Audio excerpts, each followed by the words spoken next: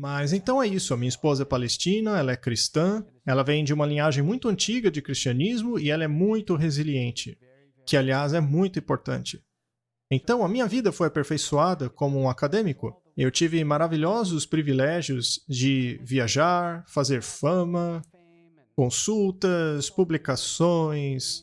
Eu era conhecido em praticamente todas as grandes instituições dos Estados Unidos. A minha reputação nessa área era realmente muito boa. Eu estava estudando como as funções do coração e dos rins se relacionam um com o outro quando a Covid-19 aconteceu.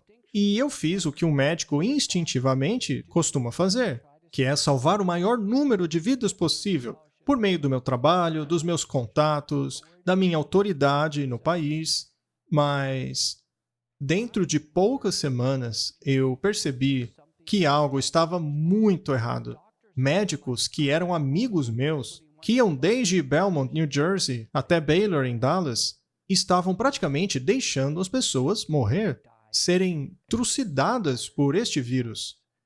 E eu não consegui entender. E eles se fecharam rapidamente, eles não queriam falar com ninguém, desligaram seus telefones, não respondiam e-mails, começaram a se bloquear.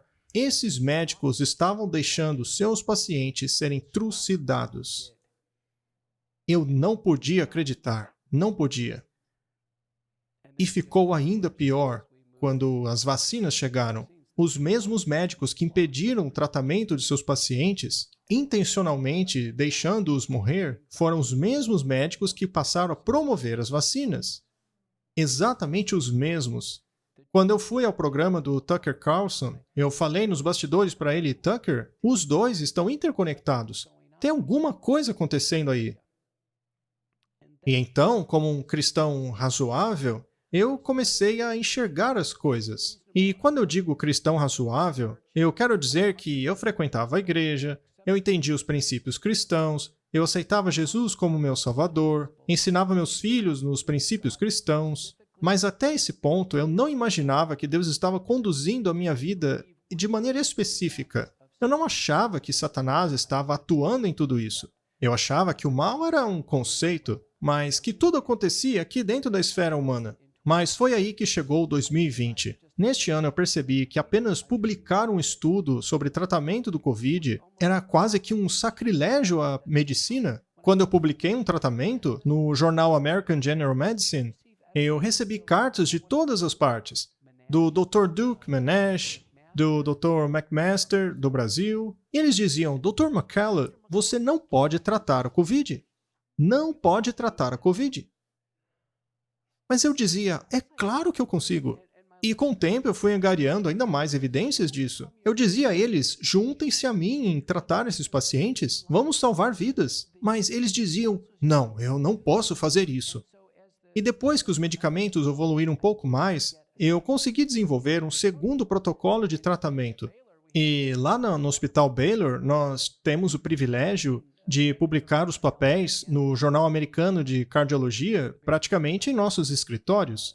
Então, nós organizamos os papéis para enviar os procedimentos para o centro médico da Universidade de Baylor. Nós passamos por todo o sistema de avaliação, nós lemos todos os comentários a respeito, eu fiz edições, o papel passou pela avaliação final para ser publicado, pagamos os impostos, tudo seguiu o procedimento, tudo foi avaliado e escrutinado. Esse papel fará parte para sempre da medicina. E aconteceu que naquela época, o Senado americano me convocou para falar, então eu tinha que apresentar a eles esse papel.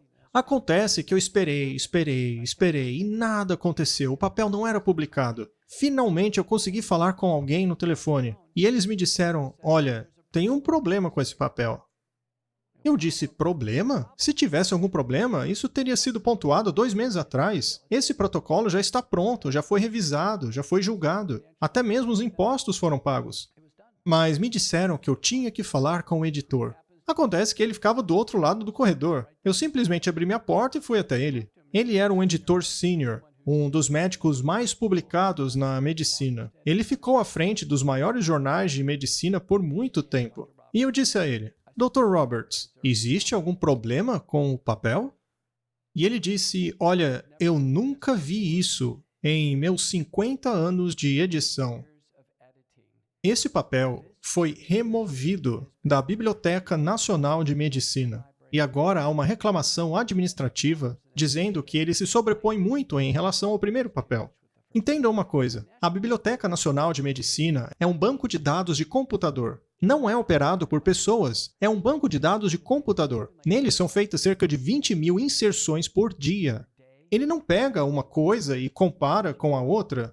Ele não tem esse tipo de mecanismo, sabe? Toda comparação entre os papéis, toda revisão é feita anteriormente. Tudo aquilo que foi vetado e objetado, eu tenho registrado. Mas quando vimos que aquilo aconteceu, meu rosto ficou vermelho. Eu sabia que tinha algo extraordinário acontecendo. Não era normal. É impossível alguém simplesmente pescar aquilo do banco de dados. É impossível que alguém pudesse identificar aquilo e saber que havia um outro protocolo de tratamento chegando. Não tem como. É fisicamente e tecnologicamente impossível. E eu fui para casa naquela noite e disse à minha esposa que eu achava que aquilo era um ato de Satanás. Eu acredito que Satanás interviu diretamente em minha vida. E conforme as coisas se tornaram mais tensas ao longo de 2020, eu fui chamado ao Senado dos Estados Unidos. Eu seria a principal testemunha na audiência de 19 de novembro de 2020. E eu tinha que dar ao Senado americano a minha biografia, eu tive que contratar um escritor de discurso, pois a minha fala tinha que ter um formato específico e durar no máximo 5 minutos. Eu então encontrei um escritor em Washington e tivemos que negociar com o Senado e eles aceitaram. Então tudo o que eu tinha que fazer agora é ler o meu discurso. A minha esposa e eu fomos a Washington, nos hospedamos no Hotel Kimpton e só tinha 3 pessoas num hotel de 600 quartos. Washington inteiro estava fechada. Até o Starbucks estava fechado. Nós tivemos que andar quilômetros até encontrar um restaurante aberto. Nós passamos pelo Smithsonian e tudo estava fechado. Foi aí que eu me dei conta que em pleno outono de 2020 o governo estava todo fechado. Tudo tinha dissolvido. Então, naquela noite, eu estava praticando o meu discurso. Minha esposa estava cronometrando e eu não conseguia ficar abaixo dos 5 minutos. Não vai dar, ela disse. Veja, eu simplesmente não consigo ler mensagens. Eu sou mais de falar, sabe? Que é exatamente o que eu estou fazendo agora. Eu preparei aquilo que falaria, mas eu falo de maneira espontânea. Então eu fui para a cama naquela noite, eu não dormi bem, havia 17 dias que eu havia pego Covid, eu ainda estava me recuperando de um caso relativamente severo, então eu não estava dormindo muito bem, eu não tinha cortado meu cabelo, e lá estava eu.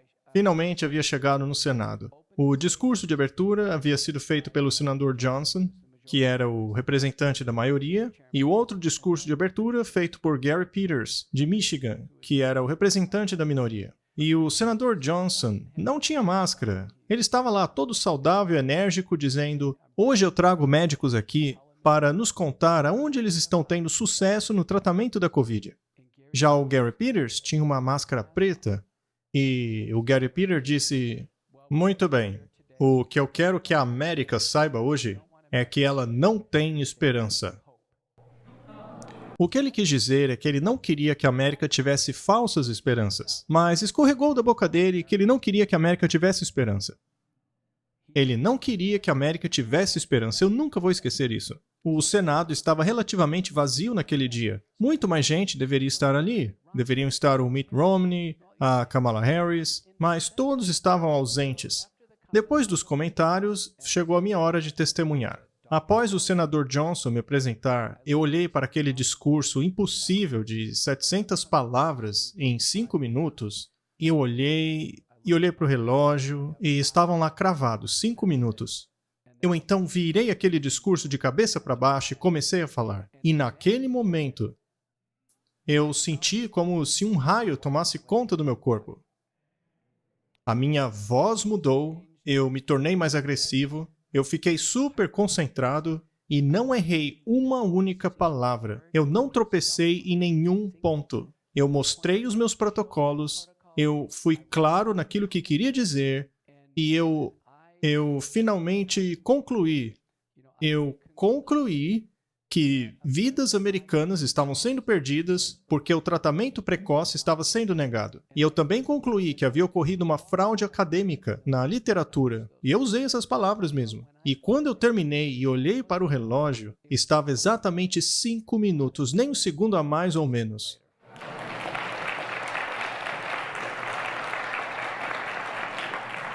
Meu batimento cardíaco devia estar em 140.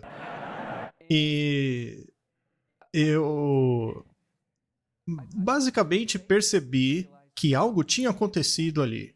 E o restante dos procedimentos ficaram nublados para mim. Eu nem lembro direito o que aconteceu depois. Mas aí eu fui num restaurante vazio com a minha esposa em Washington e eu disse a ela que alguma coisa havia acontecido. Alguma coisa aconteceu. Eu senti o Espírito Santo em mim naqueles 5 minutos. E daquele ponto em diante, eu sabia que tinha muito mais coisa envolvida do que um simples debate acadêmico. Era mais do que ponto de vista científico contra o outro. A partir dali, eu comecei a ser chamado em tudo que é lugar, em todas as mídias, rádios, televisão. E eu acredito que participei de mais programas de televisão do que qualquer outra pessoa da mídia. O Tucker Carlson, por exemplo, o programa dele dura 1 hora. Eu, por outro lado, cheguei a participar de 16 programas de TV por dia. Por dia. E continuou assim, continuou acontecendo. E eu concluí, o hábito que eu adquiri. Veja, eu participo frequentemente de um grupo chamado Fox Studios. Eles são muito legais comigo, eles me pegam de carro, eles deixam a gente todo preparado para o programa, mas na fase preparatória, durante os comerciais, eles fecharam a porta, o que foi ótimo, porque eu fiquei sozinho e pude orar. Eu orei a Deus e disse: Senhor, eu tenho 1 minuto, talvez 2 minutos, me dê as palavras. Dá-me as palavras corretas. Fale através de mim, Senhor. Então, queridos, quando vocês me veem falando na televisão, saibam que eu orei pedindo para que Deus fale através de mim. E começou a acontecer com bastante frequência, constantemente. E então eu comecei a fazer programas públicos. Esse foi o primeiro que eu fiz. Depois houve muitos outros. Mas era um dia frio de janeiro de 2022 e eu estava em Minneapolis. E aconteceu que houve um tipo de ameaça de morte ali. E aquilo acabou nos agitando. A polícia chegou ao local para investigar todo o hotel, para ver se tinha algo suspeito ali. E a gente ficou um pouco agitado, porque é a primeira vez que havíamos visto aquilo. Aí eu cheguei no programa e eu sabia que ia direto de Minneapolis para Washington, porque havia toda a segurança ali em Washington. Eu faria um discurso lá da escadaria do Memorial Lincoln. E, segundo o programa, eu seria o primeiro médico a falar. Então as coisas estavam um pouco tensas, havia bastante comoção ali. E eu apareci, tinha uma grande multidão, todo mundo queria dizer oi, me cumprimentar. E a polícia estava ali impedindo, eu não podia cumprimentar ninguém, eu não podia tocar ninguém. E aí eu fui apressado ali para o Memorial Lincoln e eu subi a escadaria e vi aquela grande multidão, tremendo de frio. E a mesma coisa aconteceu. Eu pedi a Deus que falasse através de mim. E por 7 minutos, 7, eu consegui explanar todos os pontos. Eu toquei todos os pontos. Eu então parei para ver se alguém ia falar alguma coisa. E sabe, se você analisar a história, os melhores discursos foram os mais curtos. O discurso de Gettysburg foi 2 minutos e meio. Isso é realmente muito importante. E começou a acontecer de novo e de novo. E através daquele período de tempo, a minha interpretação é que os atos de Satanás foram direcionados a mim e às pessoas em meu círculo, e provavelmente a você também. Então, conforme eu caminhava no escritório do hospital, depois de anos de um serviço perfeito ao hospital, depois de ter muito sucesso em meu protocolo de tratamento, sucesso no discurso do Senado, que aliás havia sido muito elogiado, Mas 6 semanas depois, me chamaram no escritório para me dizer que eu estava demitido. Sabe por qual razão? Não havia razão. Por motivo nenhum. Eu então disse que aquilo violava o meu contrato de trabalho, mas não importava para eles. Eu então tentei transferir minha prática, transferir todos os meus contratos de seguro, o que é um trabalho tremendo para um médico. Mas eu agora tinha que me preocupar em transferir a prática e consegui fazê-lo dentro do mesmo centro médico. Atualmente, o meu salário é apenas uma pequena fração do que era antes. Mas naquele momento não importava, porque me preocupava era tratar dos pacientes. E conforme a minha presença na mídia aumentava, eu recebi um e-mail de uma universidade me informando que a minha cadeira de professor havia sido revogada. Depois, uma outra universidade também revogou minha cadeira de professor. Sem motivo. Sem motivo. Agora, deixa eu dizer uma coisa. Essas cadeiras são importantes. Precisa haver uma audiência com o Senado da faculdade, precisa haver pontos de discussão, e caso eu tivesse cometido algum ato imoral ou algo do tipo, deveria haver uma investigação a respeito. Mas não havia nada, era só uma carta informando que meu título havia sido revogado. E depois recebi outra carta dizendo que se eu utilizasse aquele título em público, eles iriam me processar. E não parou por aí? Depois, 2 jornais médicos dos quais eu era o editor me desligaram. Sem encontro, sem discussão, sem nem mesmo um plano de transição. Você simplesmente acabou. Você não é mais o editor-chefe. E o massacre continuou. Eu fui desligado de todos os comitês de saúde nacional que você pode imaginar. De alguns eu fazia parte já há décadas. Também de todos os comitês de empresas farmacêuticas. Empresas que não têm nada a ver com vacina. Os comitês do NIH não têm nada a ver com a Covid. E continuou. E recentemente, há 2 semanas, eu recebi uma carta de uma empresa francesa me informando que eu havia sido desligado de 2 comissões de monitoramento. Eu havia investido bastante tempo nisso. Estas ações demandam esforço. Elas são caras para as pessoas que estão fazendo isso, pois precisam procurar alguém para colocar no meu lugar. Isso não é coisa pouca. As pessoas que estão fazendo isso estão causando dano a elas mesmas. Elas estão se prejudicando. Existem vários casos desses relatados em meu livro Coragem de Enfrentar a Covid-19, que, aliás, vamos distribuir aqui para as 3 melhores perguntas. Aqui dentro tem a história que eu contei para vocês hoje. Há um capítulo aqui chamado O Despojo, e tem quase uma analogia religiosa aí. Eles estão literalmente me despojando de tudo que eu tenho. Veja, isso não causa dor física, mas é humilhante. É uma humilhação pública. Agora, o clímax disso foi em maio do último ano. Eu recebi uma carta da Comissão Americana de Medicina Interna. São eles que certificam médicos como internistas e cardiologistas. E esta comissão disse para mim que eu havia violado a política de desinformação da Covid. Acontece que, em setembro de 2021, a ABIM emitiu essa política de desinformação. Mas eles não esclareceram aos médicos exatamente o que seria essa desinformação. Eles não nos deram módulos, critérios, pontos. Veja, nós fazemos um monte de modelos e coisas desse tipo. Mas a questão é que eles emitiram essa política em setembro de 2021 e voltaram no tempo em março de 2021 para me acusarem de que aquilo que eu havia dito no Senado do Texas era desinformação. Bem, eu escrevi respondendo que não concordava com aquilo. Eles então fizeram uma deliberação e formaram uma comissão de pessoas que não têm a menor experiência com o tratamento de Covid em um ambiente público. Na verdade, é um grupo de médicos amadores. E o fim da história é que eles me condenaram por desinformação. Atualmente, eles estão recomendando que a minha permissão para atuar como médico internista e cardiologista seja revogada. Eu fiz 3 anos de residência médica em Washington, 3 anos na comunidade de cardiologia em William Belmont Hospital. Eu me qualifiquei muito bem em todos os exames. Eu terminei em primeiro lugar na classe médica da minha escola. O meu histórico médico como clínico é impecável. A única coisa que a comissão deles deveria se importar é se o médico é competente como especialista. E como internista também. Esta deveria ser a única preocupação deles. Ver se o médico é bom no que ele faz. Mas agora eu tenho que contratar advogado e dar início a um processo muito longo e desgastante no tribunal, porque eles me condenaram por desinformação da Covid. Eles não têm prova nenhuma disso.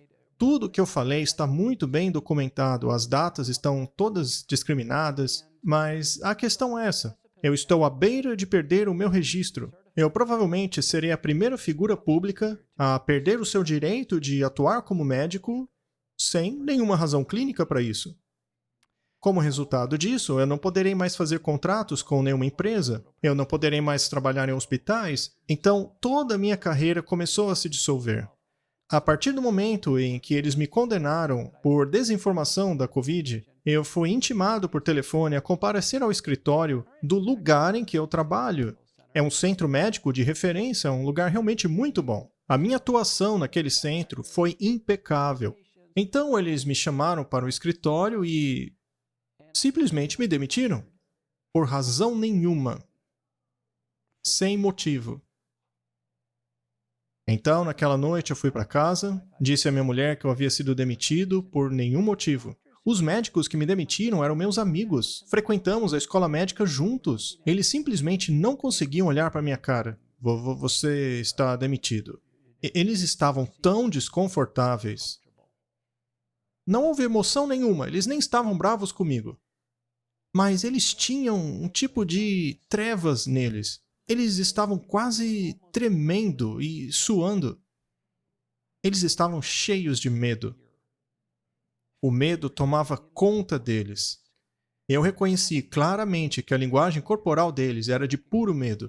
Eu sei identificar isso perfeitamente. Eu desafiei qualquer médico dos Estados Unidos a me dizerem se eles acham que é correto negar tratamento às pessoas, ou se eles acham certo forçar as pessoas a se vacinarem. Nenhum deles consegue dizer isso olhando nos meus olhos.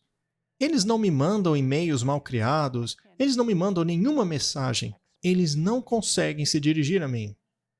E essa coisa toda tornou-se tão louca que uma pessoa de nosso grupo ofereceu milhões de dólares a qualquer médico que viesse a mim explicar por que eu estava errado. Mas ninguém aceitou.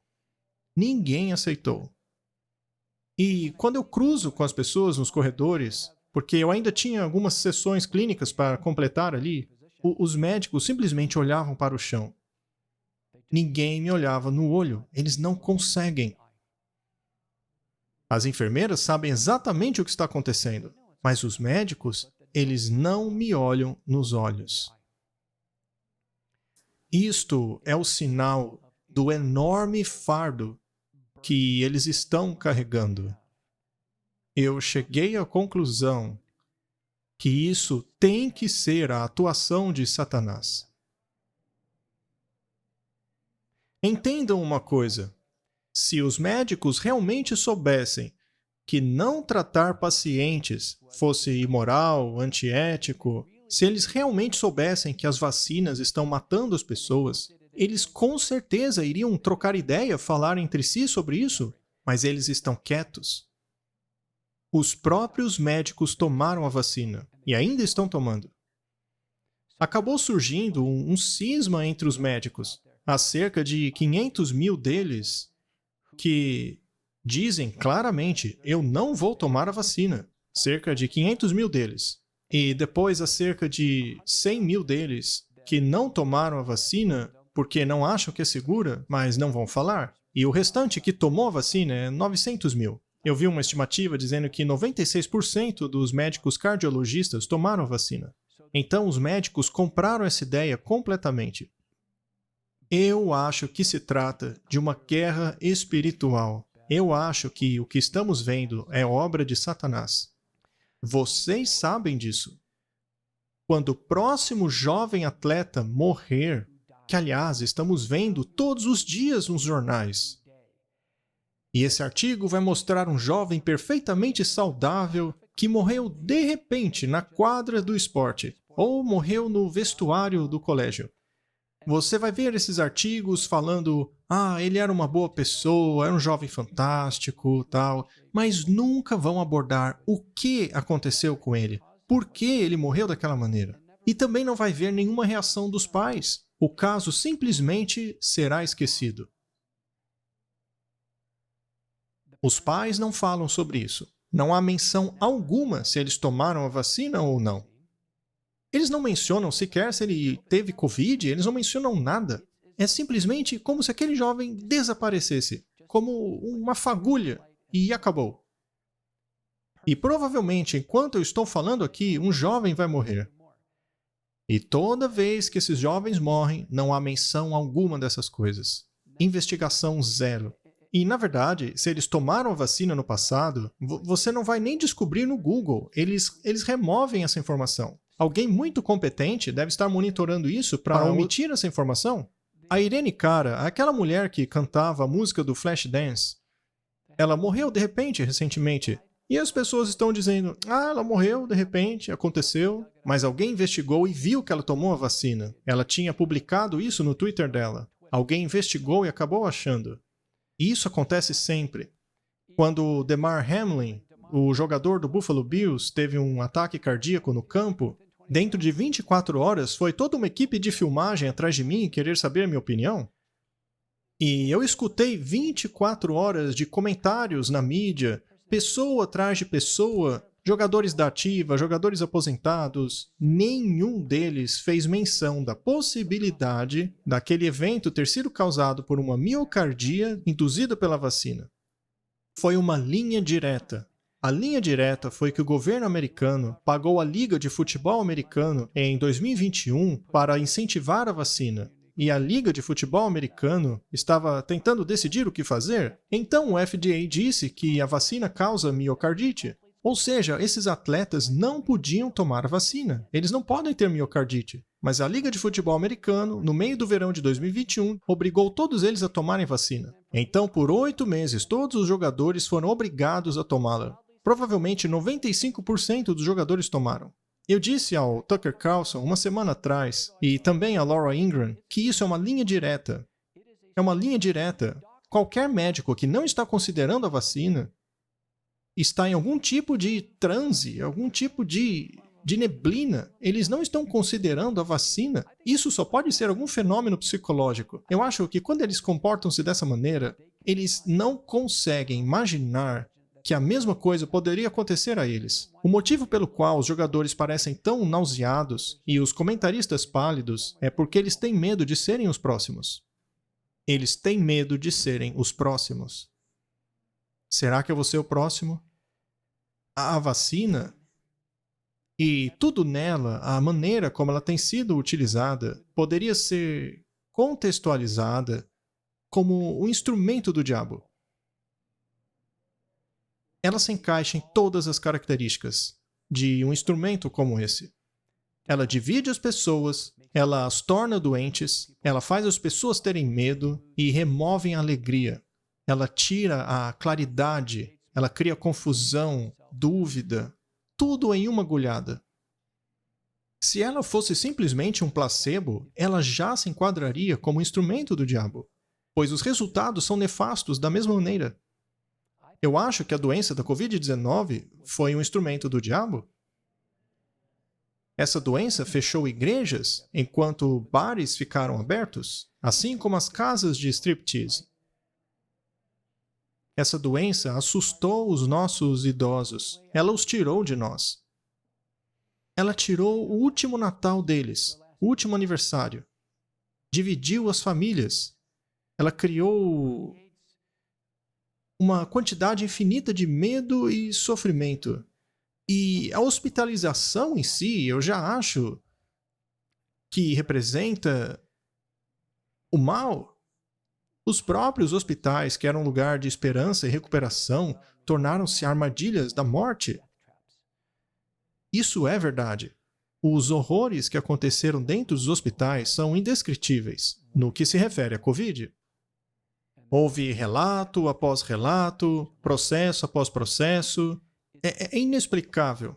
3 anos nesta doença e nenhum hospital dos Estados Unidos tentou implementar um protocolo de tratamento a essa doença.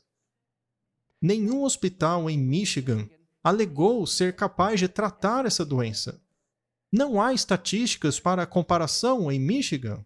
Ninguém elaborou protocolos em nenhuma das grandes universidades de Michigan para tratar a doença, quanto mais tratar uma reação adversa da vacina. Michigan é um ótimo lugar para ciência e medicina, mas tornou-se completamente covarde. Perdeu a sua excelência. Não teve coragem de tratar a Covid.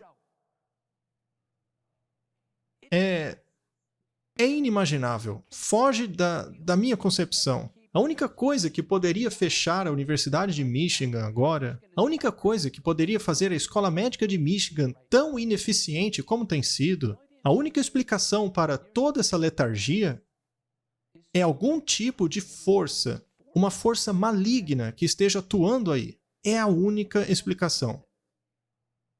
É impossível controlar a mente de milhares e milhares de pessoas sem algum tipo de explicação. E o mesmo acontece no Instituto Karolinska, na Suécia, o mesmo acontece nos melhores hospitais do Japão e no mundo inteiro. Isso está acontecendo no mundo inteiro em relação à Covid-19. O mundo inteiro passou a agir da mesma maneira. Ninguém tratava nada. E se isso não fosse suficiente, eles impediam quem tentava fazer alguma coisa. Mas agora que veio a vacina, não importa o quão ruim ela seja e quão ineficiente ela seja, ainda assim ela tem que ser forçada em todas as pessoas. Essa mentalidade estranha está na mente das pessoas de todo mundo ao mesmo tempo. Elas estão pensando da mesma maneira. O sermão do Dr. Conrad Vine realmente abriu a minha mente. Ele me fez ver as coisas em um espectro mais amplo. A razão de tudo isso estar tão sincronizado no mundo inteiro não é o Twitter. Não é por causa de algum memorando. Não, é algo muito grande. É muito maior do que isso. Então, a minha jornada pessoal, para resumir, é que apesar de não me considerar digno, eu acredito ter sido chamado. Eu acredito que a minha missão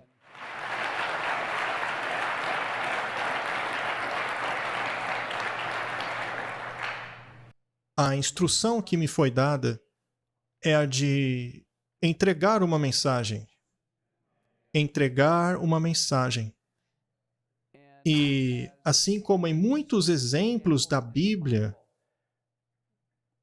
ser chamado significa sacrifício. As duas coisas caminham juntas. Sabe de uma coisa? Bilionários vieram atrás de mim, querendo tirar uma foto comigo, elogiando o meu trabalho. E eu dizia, olha, você é um bilionário, você é influente, você pode ajudar muito nessa causa. Mas eles diziam, não, eu quero ficar nos bastidores. Sabe, todo mundo que está nesse grande conflito atualmente não quer perder nada. Eles querem que tudo dê certo, mas não querem nenhum sacrifício pessoal. Não querem pôr nada em jogo. Mas eu não acho que vai funcionar assim. Veja o que o Dr. Vine acabou de apresentar essa manhã. Não houve ninguém que escapou daquela catástrofe ucraniana de maneira ilesa. Ninguém. Todo mundo teve que pagar um preço. E sabe, eu acho que vai ser muito pior nos Estados Unidos. Vai ser muito pior. Nenhum de nós aqui vai passar ileso por isso. Todos faremos um sacrifício. Na verdade, eu agradeço a Deus que até agora meus sacrifícios não envolveram dor ou sofrimento. Eu ainda consigo dormir bem à noite. Nós ainda estamos sendo tratados bem. Mas eu garanto a vocês, eu não teria feito nada diferente. Nada. É o trabalho mais importante que nós podemos fazer. É a coisa mais importante. Agora, olhando para trás, eu entendo. Entendo que Deus estava me preparando para isso. O tempo todo. Deus estava preparando a minha mulher para isso. Estava preparando a minha família, preparando você. Deus estava nos preparando para tempos como este. Meu nome é Peter McKellar. Muito obrigado por me receberem.